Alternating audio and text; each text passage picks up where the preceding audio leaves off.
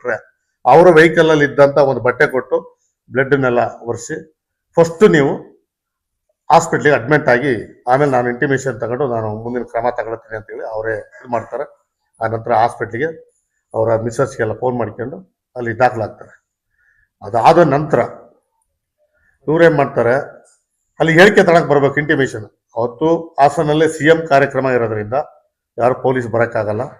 ಆಮೇಲೆ ಬೆಳಕರ್ದು ಕೂಡ ಬರಲಿಲ್ಲ. ಕೊನೆಗೆ ನನಗೆ ಹೇಳಿದ್ರು ಫೋನ್ ಮಾಡಿ ಹೇಳಿದಂಥ ಸಂದರ್ಭದಲ್ಲಿ ನಾನು ತಕ್ಷಣ ಹಾಸ್ಪಿಟ್ಲಿಗೆ ಹೋಗಿ ಇವ್ರನ್ನ ವಿಚಾರಿಸಿದೆ.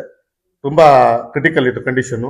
ತಕ್ಷಣ ನಾನು DYSP ಸಾಹೇಬರಿಗೆ ಫೋನಲ್ಲಿ ಮಾತಾಡಿದಂಥ ಸಂದರ್ಭದಲ್ಲಿ DYSP ಸಾಹೇಬರು ಅದನ್ನೊಂದು ವಿಡಿಯೋ ಹಾಕಿದೆ. ಅವರು ತುಂಬಾ ಬೇಸರ ಮಾಡ್ಕೊಂಡು ಸರ್ಕಲ್ ಇನ್ಸ್ಪೆಕ್ಟರ್ ತಕ್ಷಣ ಡೈರೆಕ್ಷನ್ ಕೊಟ್ಟರು, ಇಮಿಡಿಯೇಟ್ಲಿ ಅದೊಂದು FIR ಹಾಕಿ ಅಂತ ಹೇಳಿದ್ರು. ಆಯ್ತು ಅಂತ ಹೇಳಿ ಸರ್ಕಲ್ ಇನ್ಸ್ಪೆಕ್ಟರ್ FIR ಹಾಕ್ತೀನಿ ಅಂತ ಹೇಳಿ ಅವ್ರು ಹೋದ್ರು. ಅವರ SHO ಇರ್ತಲ್ಲ ಅವ್ರಿಗೆ ಡೈರೆಕ್ಷನ್ ಕೊಟ್ಟು ಹೋದ್ರು. ಇವ್ರೇನ್ ಮಾಡ್ತಾರೆ, ಒಳರೋಗಿಯಾಗಿ ಚಿಕಿತ್ಸೆ ಪಡಿತಾ ಇರ್ತಾರೆ ಇವ್ರ ಹಸ್ಬೆಂಡ್ಗಳು ಶಿವಶಂಕರ ಮತ್ತೆ ಇವರು. ಅವಾಗ ಏನ್ ಮಾಡ್ತಾರೆ, ಸ್ಟೇಷನ್ಗೆ ಬರಕ್ಕೆ ಹೇಳ್ತಾರೆ. ಸ್ಟೇಷನ್ಗೆ ಹೋದಾಗ ಇವರೇ ಡಾಕ್ಟ್ರಿಗೆ ಹೇಳ್ಬಿಟ್ಟು ಅಲ್ಲಿ ಹೋಗ್ತಾರೆ. ನಿಮಗೆ ಹೊಡೆದ್ಬಿಟ್ರ ಯಾರೋ SHO ಪುರುಷೋತ್ತಮ ಅಂತ ಹೇಳಿ, ಇವರು ಆಲ್ರೆಡಿ ಹಲ್ಲೆ ಆಗಿದೆ. ಅವ್ರು ಕೇಳ್ತಾರೆ, ನಿಮ್ಗೆ ಹೊಡೆದ್ಬಿಟ್ರಾ? ಎಲ್ಲಿ ಯಥಾವ ಒಲೆ ಅಂದಾನೆ, ಇದ್ಯಾರು ಬರ್ಕೊಟ್ಟವರು? ಇವ್ರನ್ನ ಪ್ರಶ್ನೆ ಮಾಡ್ತಾರೆ, ಇಸ್ಕೊತಾರೆ. ಎಷ್ಟೊತ್ತಾರು ಬರಲ್ವ ಅಂತ ನಾನು ಕರೆ ಮಾಡಿದೆ.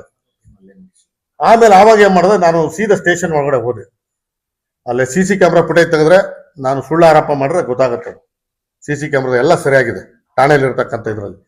ಆವಾಗ ಸರ್ ನೀವೇನ್ ಪ್ರಶ್ನೆ ಮಾಡ್ತಾ ಇದ್ರೆ, ಅವರು ಸಾವು ಬದುಕಿನ ನಡುವೆ ಹೋರಾಡ್ತಾ ಇದ್ದಾರೆ, ನೀವು ಈ ತರ